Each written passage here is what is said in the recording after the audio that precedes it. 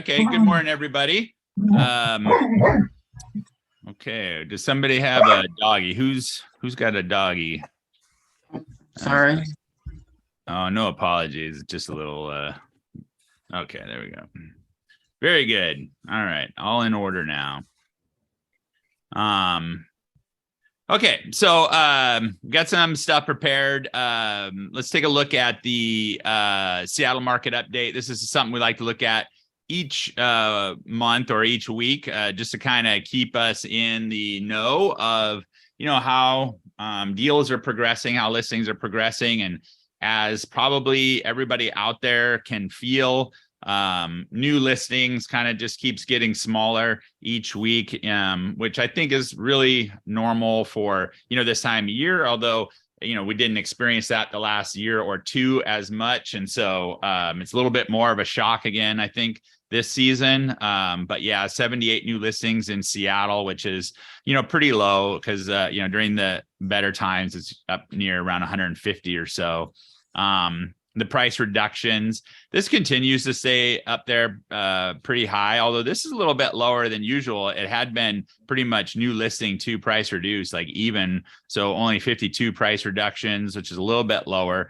And one thing's a little bit surprising always to me right now is the contingents. We're only one contingent in Seattle, a little bit more in Snohomish County, I guess in the suburbs. We had about 10 or 12 last week, but then 124 pending deals. So even though the new listings didn't come out too much, we're still putting deals together, right? So and 124 is not like a huge number, but it's not nothing either. So there's still transactions out there to be had, and this is a good number to me, 124.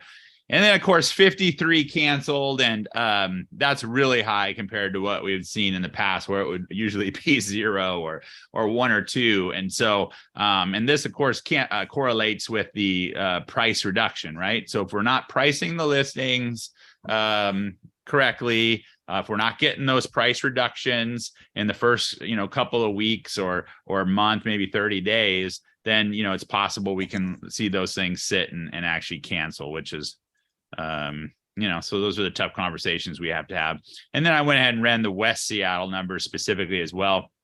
And just not a whole lot going on over there on the island, as it's referred to, with only 15 new listings. But 21 deals did go pending. So somebody out there is working, and price reductions about even, canceled, everything looks about the same. So does that kind of feel like or look like what everybody's feeling right now? Yes. It is for me, right? And I see all the transactions come through, and right now, obviously, so we're seeing less transactions come through, and so that's unfortunate. Hopefully everybody's taking this time to relax and work on their CRM and connect with their database and all that kind of stuff. But the Northwest MLS put out all their November numbers, and I'm not going to go through them all, but this one really struck me, and I'll tell you why. So right now, our months of inventory, and this is the entire MLS, Northwest MLS, and right now in 2022, as you can see, we're a little over 2 months of inventory, and you can see we're almost exactly aligned with 2018. And that struck me as interesting because, if you've been listening to Lennox at all, he's been comparing this year to 2018 for quite some time, sort of the way that they paralleled, where we went and had the rise in interest rates, which, lowered everything for a while. And I remember in 2018, around this time, Joe and I went into a sales meeting. We were at the Linwood office at that time. And everybody was really scared, and it was doom and gloom, and deals weren't coming together. And is this going to be the next 2008, et cetera, et cetera? And what we saw is by that next spring, business was back, and it was in that frenzy market again. So I thought that was interesting. We're aligned so closely with 2018 right now. And then I went and looked for some more evidence of that. And if you guys aren't familiar with this, I don't use trend graphics as much, just because I don't know why I just didn't get into using it. So the MLS has information statistics called InfoSparks, and it's much less. It has a lot less data than Trend Graphics. Trend Graphics is way more powerful. InfoSparks is more of there's just a few like real snapshot type stuff. But this is from InfoSparks, and they have a stat that's called the percentage of list price to sold price, right? So like if we list it for 100 grand, it sells for 101, that would be 101%. And if it sold for 99, that would be 99%, right? And I always feel like this is a pretty good indicator of kind of where we are, buyer or seller wise market. And so what we see here is in 2018, in the spring, we were, way up here in the 108% of sold price to list price, right? Meaning, bidding up and higher prices. And then we just kind of slid right off the face of the planet there into the winter. And it was a pretty catastrophic drop, right? If we look at it. And I think all of us felt that all the way down to 98%. So meaning that homes were selling for less than list price. But if you see, we rebounded real quickly right away. And then the steady incline back up to where we were here this last spring, which was just astronomical. I mean, we're almost to 110% of list price. And of course, the slide is a little bit harder than it was in 2018, but we had farther to go as well. So as you can see here, we're all the way down. And now, theoretically, if we really are matched up to 2008, we should bounce right back this spring, right? And you want us to see the slide? You're not sharing the screen. I'm not? No, sorry. And nobody's telling me this? Oh, no. Did I unshare? Okay. Sorry to interrupt. I was like, okay, I think now he's referencing the slide. We should be seeing. There you go. Oh, there we go. Oh, wow, guys. I wish somebody would have said something. Sorry about that. December. So you're just like looking at blankness going, what the heck is this guy talking about? Okay, so here's the Northwest MLS stat that I was referencing with the available inventory, right? So here we are in 2022, we're about 2.3 months. This is the entire Northwest MLS. In 2018, we were about 2.2 months, right? So right across the board, almost identical. And then here is the average percentage to list price graph that I was talking about. So here's the spring of 2018, and then the giant slide down to 2019. And then here we are in 2022, and now our giant slide down here. So, if these two do align, that means that we're due for a nice big rebound here come this spring. And, a lot of the numbers are lining up for that. So, I'm trying to find some silver linings, some good news out there. And I think the interest rates and having awesome parties is some of that good news.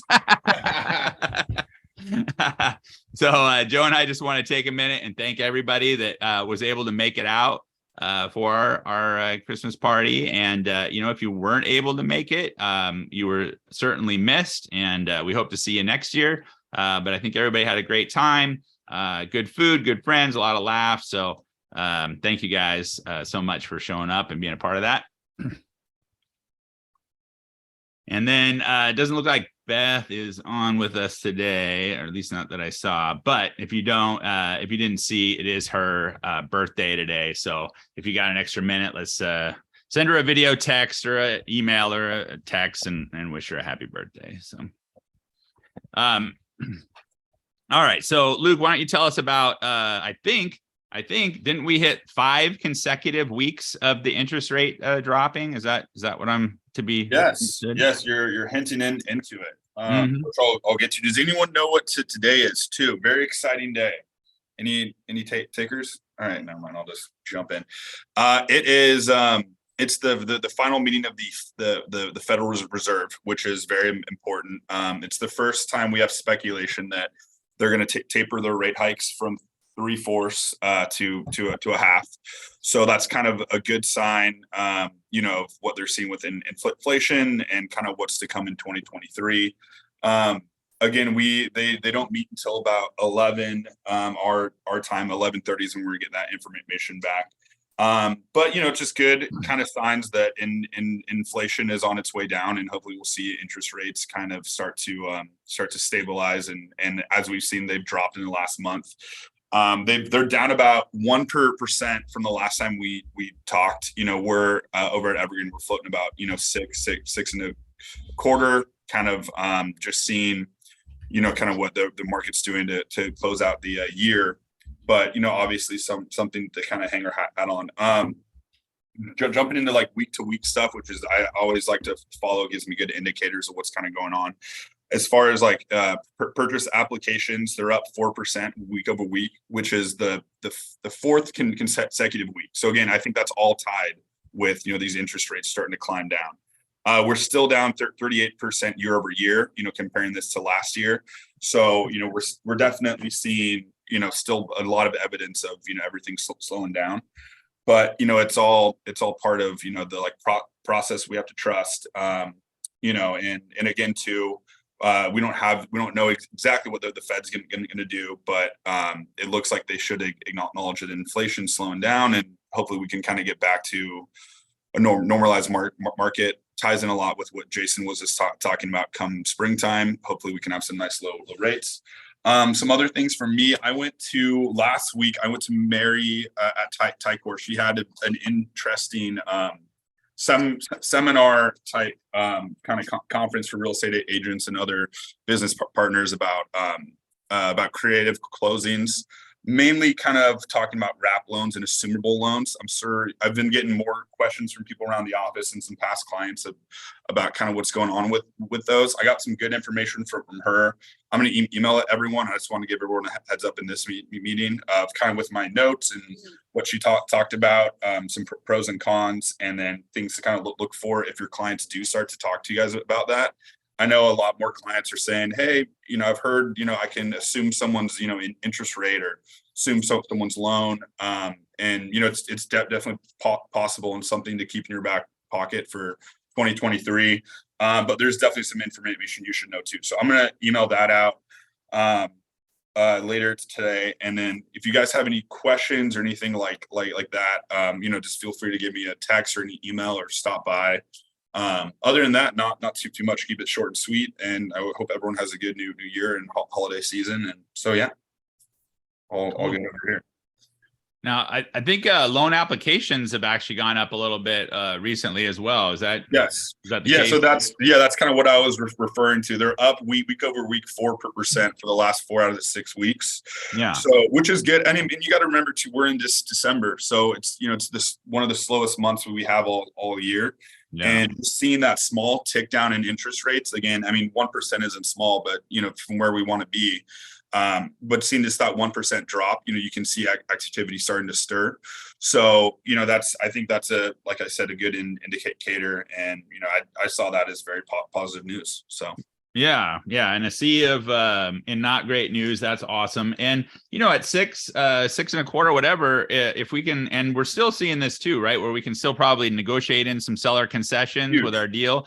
You can't necessarily pencil that in, but or pen it in, but you can pencil it in, I think, for the most part. And if I can get somebody to buy me down with a permanent buy down, I can probably get most deals into the 5s right now. And I think most people would be pretty satisfied with an interest rate that's got a 5 in front. So, I'd say some other things to add to, and including our company too, Evergreen. You're seeing this more come out of the woodworks. If you buy within the next year and a half, we have a program that allows you to refinance, for pretty much free, other than the cost of title and all that, which we have to figure out still, but hopefully we can get it so it's completely free. But you're seeing that as something to give back to the buyers right now, because they know interest rates are high, and we're very confident that they're going to drop back down within the next 12 24 months, and refinances will be obviously something that you would want to do. So it's you hear it a lot, and it's sounding kind of cheesy, but date the rate and marry the house. Right. So, right. Yeah. Cool. So you do have that product, by the way. So the free refinance. Yes. It is. Yeah. So Yeah, we have that. That's completely being advertised and available now.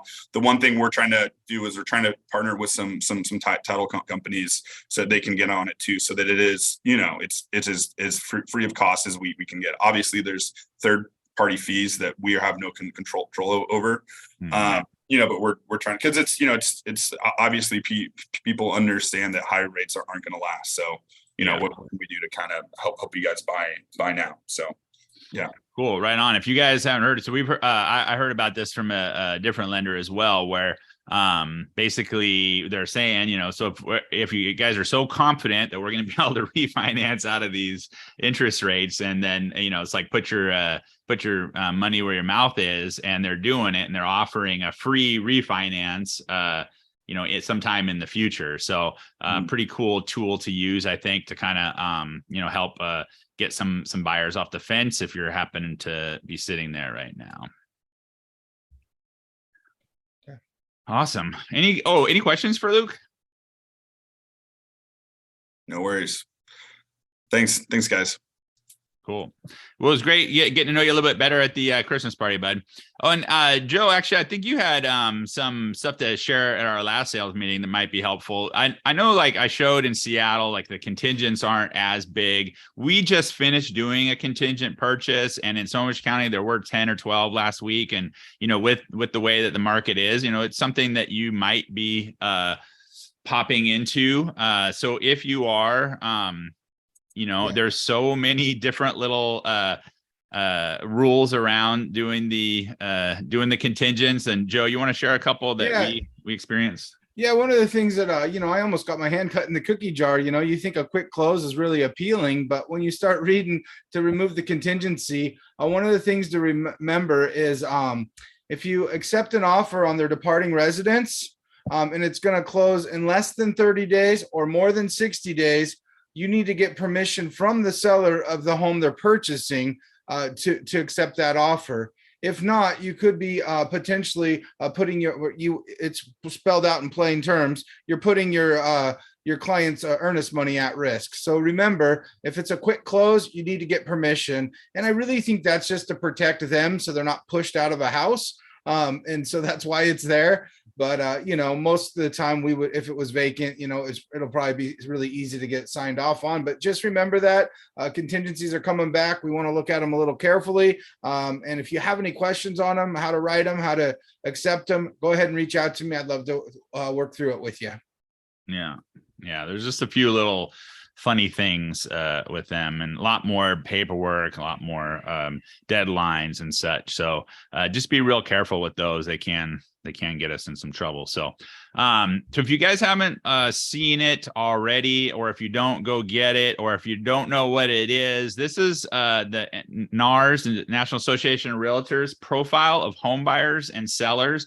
They do this every year. And if you're a NAR member, I think it's they charge you $20, but if you just Google it, you can find a PDF online that you can download.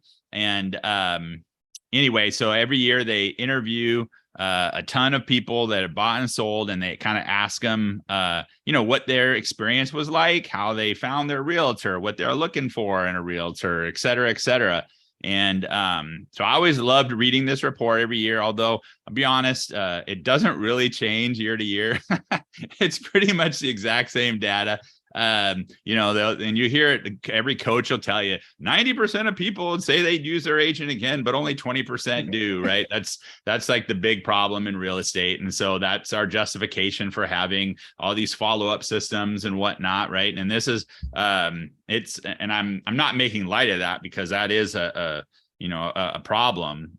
But it is the same. It's the same every year. You'd think having the data each year, that we would take the action necessary to prevent these things from happening. But the reality isn't we're not, right? And so, if we want to really stand out, and especially in these little bit tougher times when some of us are looking around going, okay, how am I gonna pull a deal out right now? Then maybe I need to kind of start thinking outside of the box. And but this is technically thinking inside the box, because the stats are right there, right? So anyway, some of the things that will glean from this this report is that to understand and articulate your value, and I think that that's going to be due to the fact that a lot, well, and the part where we now have to tell all buyers what our compensation is, right? That has to be part of the deal. You can't just say I work for free anymore. That's not how it works. We have to say, hey, I'm going to get paid, 3% by the seller at the end of this deal, which really isn't that much different. It's not a hard conversation by any means. It's not anything that we've ever struggled with, but you do need to be able to articulate what your value is, especially as a buyer's agent, right? Whereas a lot of people think that the only thing that we do is have a magic key and let them into the door, and of course Redfin has perpetuated that, and some others, but that's not our value at all, right? But knowing what clients are looking for. So the number one thing that a client says that they're looking for in a real estate agent, honesty. Right? Honesty. Now that's an interesting one, because like, how do I show honesty? I mean, I suppose that I can be honest. Oh, am I frozen? No, people just aren't moving. Okay, good. So I tell you the last way, I had somebody do this the other day. Some salesperson, they kept telling me, oh, don't worry, our salespeople are really honest. And I'm like, wait a minute. This just feels funny. Why are you telling me this? So the last thing we want to do is tell people we're honest. We need to show people we're honest, right? So we need to understand how to show that. Have integrity, be responsive. Being responsive is a huge thing. We know it. We call agents every day. Nobody answers their phone. Right? So answering your phone, responding to texts. And then finally, and this is, I forget what the percentage is. I think honesty is like 60-some%. But way down, like maybe like 10% or something, has a strong knowledge of the market, right? So while it is important, it's not the most important. So, that's good news if you're newer or trying to work a different market or something. And it's not really that hard to kind of start researching and get a good knowledge of the market. Look at the statistics, look at the NAR reports, all these kind of things are out there. But the second one is devoting a third of your marketing budget to developing referral business from your sphere, right? So this one, especially with this office, is probably pretty obvious, but 41% of all transactions resulted from a referral, okay? That's an overwhelmingly large percentage. That's over any kind of lead source or anything else, right? So referrals are still, and probably always will be, the basis of our business. And so that's where, we want to spend the most of our time, right? So right now, hopefully everybody is taking the time to, at the very least, send out Christmas cards or some type of handwritten note for the holidays. But what a great time to, go hand out home baked goods, do pop buys, whatever it is that you like to do for the holidays to let your people know. And the most important to me, I think that this is the time of year. It's so easy to get people's information to grow your database, right? Because all I have to do is shoot a text or shoot a phone call. Hey, I'm getting my Christmas card list ready for the year. Can I get your address? Can I get your updated contact information? Right? Everybody is open to that idea. Everybody's gonna be like, oh, of course, yes, I would like to get your Christmas cards. And so it's just the best time of year to grow our database, connect with people, do something special, and try to activate that 41% of our transactions. So if we're not getting referrals right now, or we haven't been getting referrals recently as much as we'd like, that's probably a pretty good sign that we need to maybe throw a little bit more of our budget and our time into working that side of our business. Number 3 is for any lead you did not meet in person, schedule a face-to-face meeting. And that's just because they say that 80% of people will tell you that the first agent that they meet in person is the one that gets the listing, right? So if you're wondering, because I always wonder this, if I'm doing listing appointments and they say, hey, I'm probably going to have 2 or 3 of you come in, do you want to be first or last? What's everybody think about that? I agree. Definitely first. Yeah. First, Yeah. right? Yeah, first. We want to be first because if nothing else, we know this statistic, 80% of the time they go with the first person they meet, right? So, yeah, and the last thing I want to do is get a call. Hey, don't worry about coming in. We got our realtor, right? So we want to be first. And then they say 2/3 of buyers work with the first agent they interview. So anyway, it's like getting in front of people, right? It's just like the building blocks of real estate. It never changes. Here we are in 2022. We got all the tech in the world, and it's about, getting in front of people. If you're the first one to get in front of people, you got a pretty dang good shot of doing business with them.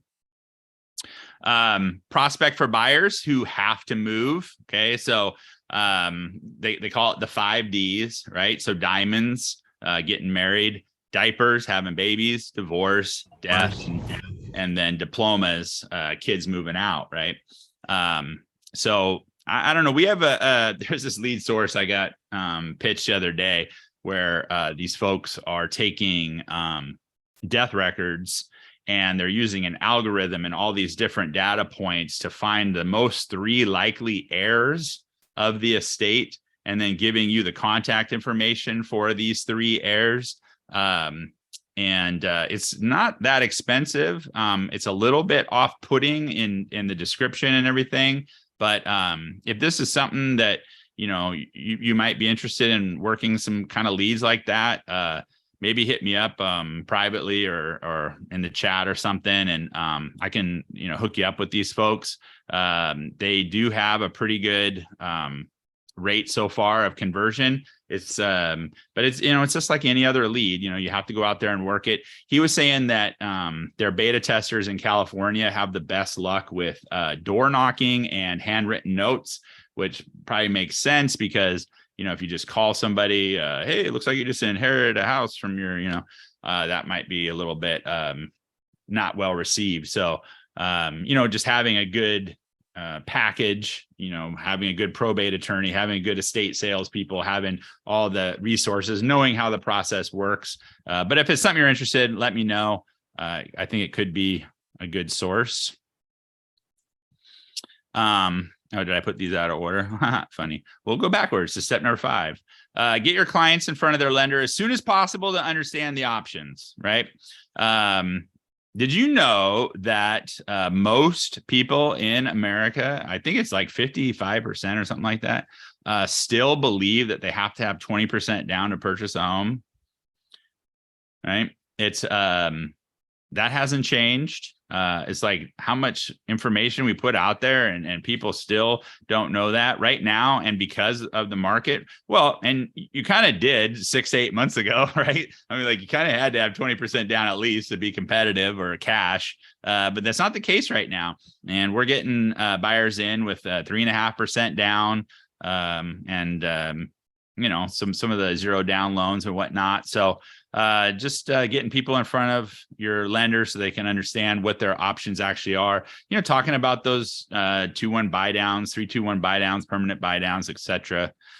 So anyway, locate high profitability sellers. So we found that the 3 following categories of sellers are the most likely to move by age, and then the length of time that they've owned their home. So sellers between 18 and 34, they've been in their home 2 to 5 years, 35 to 44, 6 to 10, and 55 plus have been in their homes 21 plus years, right? So instead of just kind of guessing, we can kind of look out. So if you want to, hit your favorite title rep or whatever and find your area and kind of target, sellers that are more likely to move, so that you can spend your budget a little bit better. So that's a good piece of information there.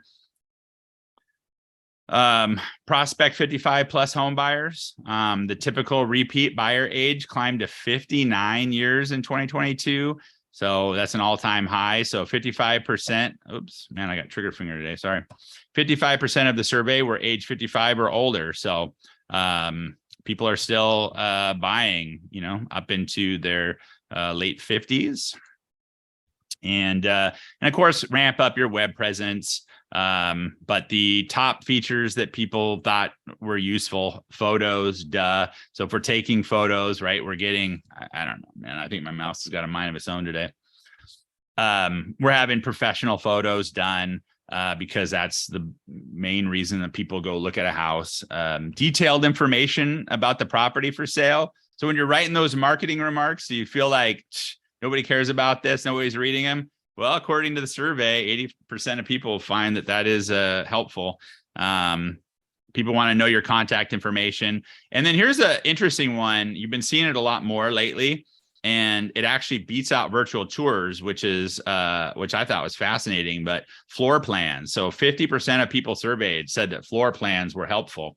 And if you guys don't know, Matterport will produce floor plans for their client. So if you have a photographer that does the Matterport 3D tours, you can ask them to have the floor plans created. And I think their charge, people might get mad, I'll tell you this, but I think they're charged like $20 for that. If your photographer can do that and get those out to you in a timely manner, why not? For $20, get those floor plans in there. So, and then virtual tours is only 39%. So, the videos and all that stuff, a little less important. So, yeah. So your action plan to success is you plan for 2023, review the action steps for your business, select 3 that you feel would fit best for your business. Yeah. Use the 80-20 rule, et cetera, et cetera. Yeah. Okay. Very good. Some of that, John L. Scott created that, although I thought it was pretty useful, using those stats to determine like how we're going to spend our time. And I wanted to show you guys something. This one was for Thanksgiving, but we'll do it for the Christmas as well. But so Joe and I, we have an email marketing system through MailChimp, right? If you guys don't know about MailChimp, it's been around forever. It's an automated email marketing tool. They let you use it for free up to 2,000 people in our database, which, the average agent probably doesn't really have 2,000 people in their database. But the reason I thought this one was interesting is just because all we did is sent out a happy Thanksgiving message, right? Just a quick video. I think it took us, I don't know, Joe, what do you think? Like 15, 20 minutes to record it, pop it in the email, send it out. And our open rate on that was a little bit better than some of the others, right? We got 24% of our people open that. But 1,133 people opened it and got a happy Thanksgiving message for us, right? And so this is just an example of how it is pretty easy to set up some type of a campaign to stay in front of our sphere of influence. All of this, cost-wise was very minimal, almost nothing. And if you don't want to, set up like a MailChimp, can you do the same thing through My Desk? Absolutely. You can send an email campaign through My Desk. It'll be 100% free.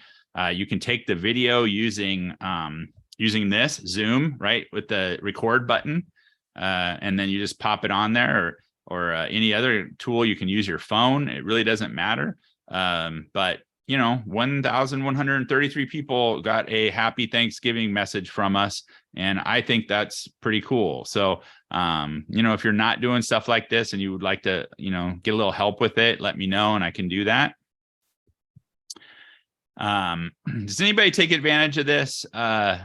We have, so John L. Scott creates this business plan, and it's johnlscott.com/elevate. And it's a pretty basic real estate business plan. But I tell you, if you're not doing any business plan at all, this is definitely better than nothing.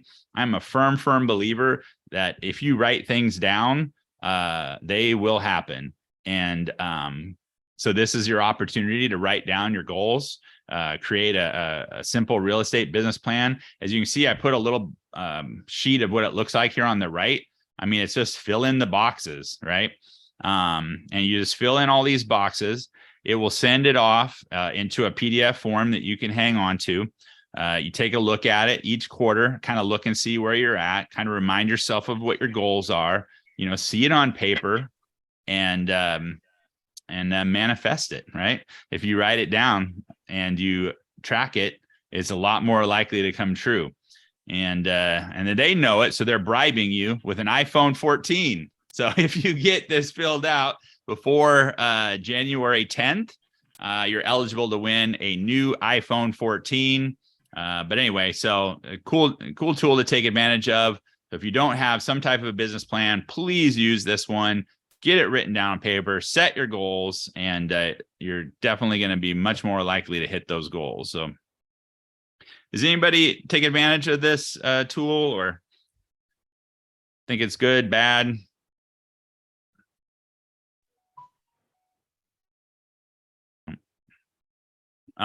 Northwest MLS.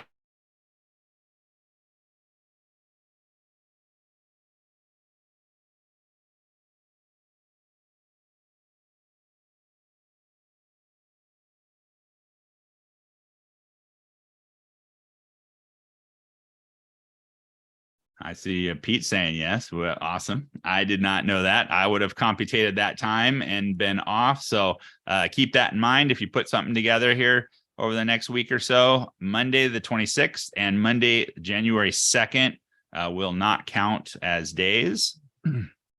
And then if you're putting listings on, if you ever have trouble with finding that area, this is so confusing. The area code, not the area code like 206-425, but the matrix area code or the MLS area code.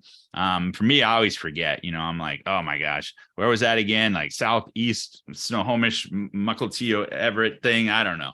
And so if you have that same trouble that I have and you need to figure out where those codes are, you can just go to the Northwest MLS site up in the search bar and type in the word area maps. If you do that, this result will pop up, area maps and codes. And then you can get a chart like the one here in the bottom right-hand corner. I selected Snohomish County. You can select Seattle, West Seattle, whatever, Burien, and it'll give you all the different area codes and then a map of where they are. So if you're anything like me and you can't figure out what the codes are sometimes, that tool could be pretty helpful. And then this one is another one that I think gets a lot of people, but Rule 190 prohibits members from advertising other listings. So basically, you can't take a listing that you don't have a sales agreement with, a listing agreement with, and put that on social media, right? Does everybody know that? Because if you go to most websites and then they'll have a listing and then right next to it, they'll have all those social media share buttons, right? So it's so enticing, like, oh, I can just share this, right? Well, you can. I mean, you physically can do it, but just so you know, technically, you do have to get permission. And I thought, and I would have told you that you have to get permission from the listing agent, but according to this, you have to get permission from the listing firm's designated broker. So if you're going to start marketing somebody else's listing, you have to get permission from the designated broker or branch manager to do that. So, but not solds, right? Not solds. Well, I don't know. Anybody know the difference? I don't know that I know that subtlety either. So I would definitely call the Northwest MLS and we'll ask them about that. Thank you. But, yeah. And then, when you're looking for forms and, it's like, oh, hey, I want to look up and see what this form does, or I just want to add a form.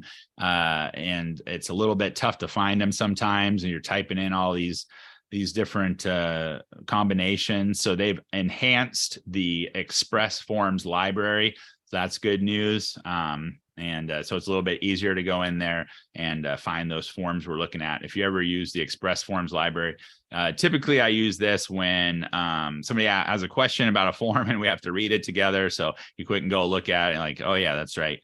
There's the answer right there. But so yeah, they updated the Express Forms library so it's easier to use. That's good news. All right. So I like to keep people up to date on the trends, right? It's good because if you're doing listings and stuff, sometimes your people call you and they're like, what color should I paint my walls? And what's the newest countertops? And so I think we should know these things, or at least have a decent idea of it. Sherwin-Williams, so I post this each month. It's the color of the month. And this month is Bake Light Gold, which is, I don't know what that is, but it's an interesting color. But we can kind of see, and this has been trending this way for a while. It's all very warm, earthy tones, or as I read somewhere, sort of clay tones. And that really kind of lines up to what we see on the right with the contrast colors, the alabaster and the Sierra redwood, all very earthy. And the combination actually looks really great in that kitchen. I don't know. What do you guys think about that color?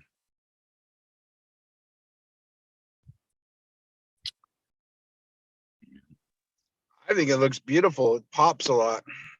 Yeah, like if you would just show me this color like as a sample, I'd be like, yeah, I don't think so.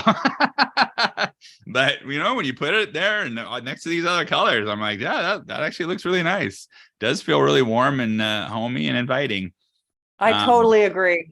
It yeah. looks like hell on the sample. Right? Yeah. I'd just be like, what? You want to paint our cabinets this color? I don't think so. But all done up, I'll be darned. And then the gold accents and the wicker and everything, right? A lot of earth tones. So I'll go through these real quick, but the National Association of Realtors did this article, 2023 home design and trends to watch. So I think home office updates is a no-brainer. We've all been seeing that come for a while. The pandemic made that a reality. So people want open spaces, bigger offices, windows, light, natural light, right? Big deal. I think this one's kind of fun. Induction cooking. Have you guys ever used an induction cooktop? So it's interesting. We rented a house out in Scottsdale last spring, and my mother-in-law was gonna cook dinner, right? And so I went out to the pool, and I came back, I don't know, half an hour later, and she's not cooking yet, and she's got all these pots and pans laying everywhere, and she's like, I can't figure out how to use this stove, and I'm like, oh my gosh, so it's an induction cooktop. If you don't know, you do have to use a special type of pot and pan to make it work. And for whatever reason, this goofy house had regular pots and pans and the induction pots and pans. So it wasn't working, but it is basically, it's like a flat top or a glass top cook surface. And but it heats up like ridiculously fast, like water boils like super fast. And the reason why, of course, is that, well, actually, I shouldn't say, of course, I would not have known this. And I don't know if you guys have heard of this or not, but many cities are outlawing natural gas hookups in new homes and buildings. Is that something anybody's heard of? Yes. Yeah. So that's pretty crazy. It makes sense, right? We're all about trying to preserve fossil fuels and such. So, but I just didn't think about it with gas. How about energy or eco-friendly design? Solar panels, energy efficient windows, stronger builds, and then of course the most important, the more tech features, or excuse me, the more environmentally friendly hygienic toilets. So these are big features now. Homeowners know the importance of sustainable design due to climate change reports. Okay, the cozier comfort. Notice the wallpaper design.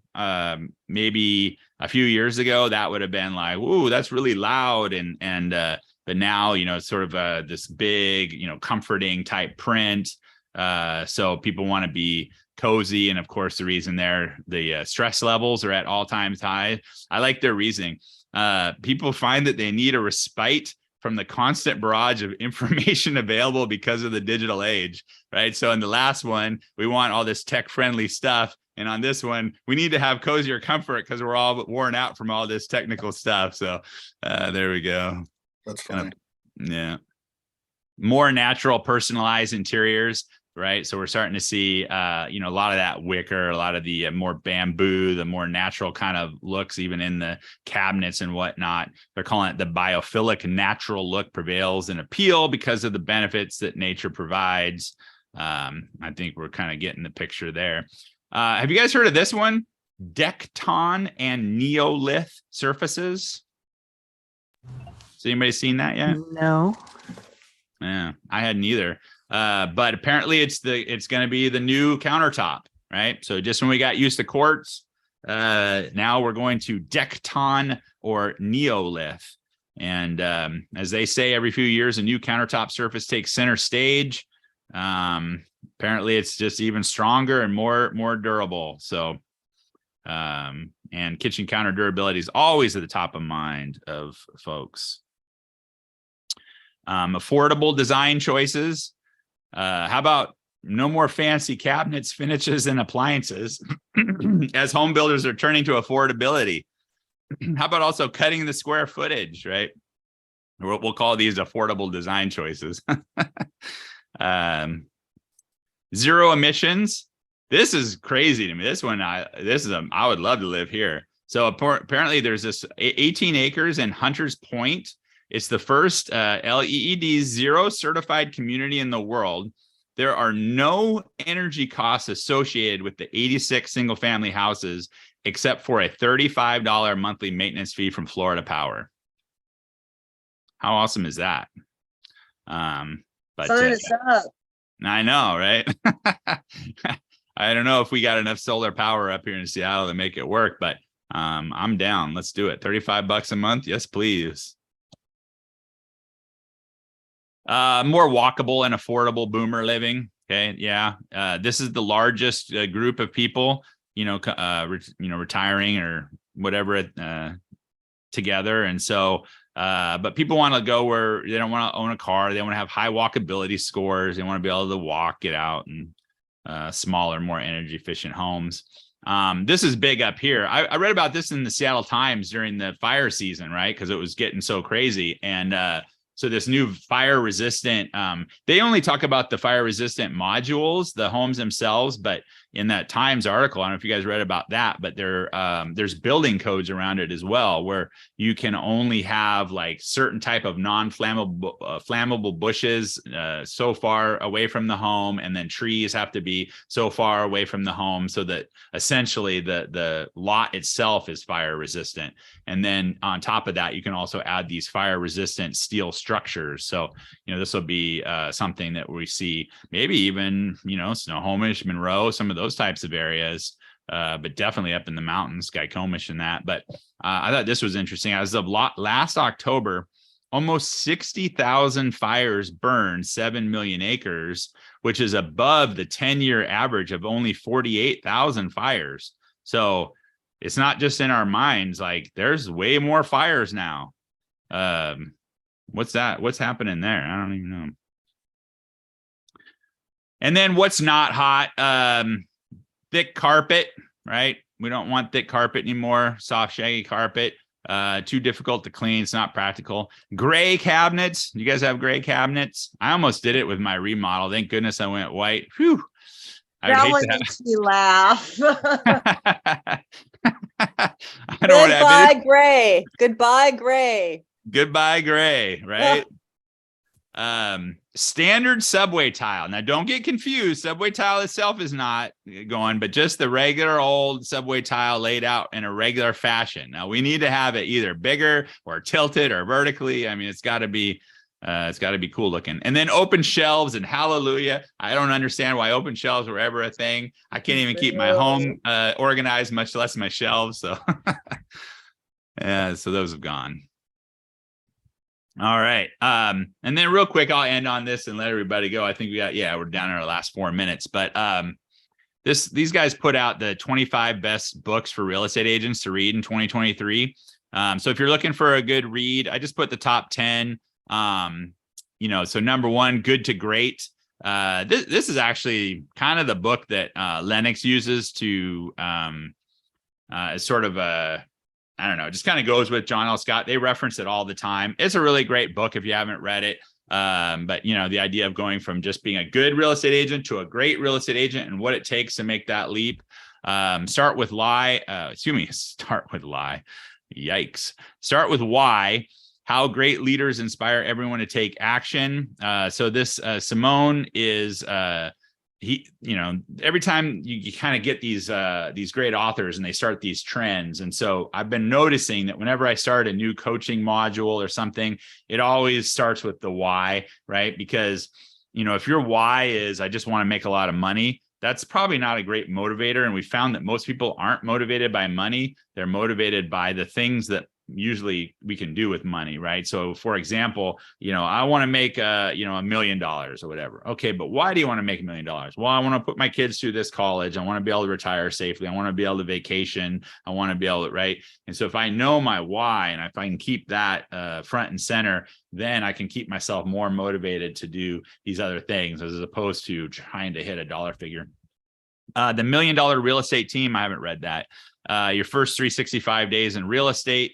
The Millionaire Real Estate Agent by Gary Keller. That one's been around for a while. It's a great read. Keller Williams has some different systems and ideas that maybe you take it or leave it, but the book in general is a pretty good read. The E-Myth Revisited: Why Most Small Businesses Don't Work and What to Do About It. I don't know. Sold: Every Real Estate Agent's Guide to Building a Profitable Business. The Book of Yes, the Ultimate Real Estate Agent Conversation Guide. Chris on our team references this one a bunch, so I'm assuming it must have some pretty good stuff in it. Another one for your first year in real estate. And then of course, this is I think a must, but Think and Grow Rich by Napoleon Hill. So 10 great reads for you this winter if we're having a little bit more time than usual hanging out. So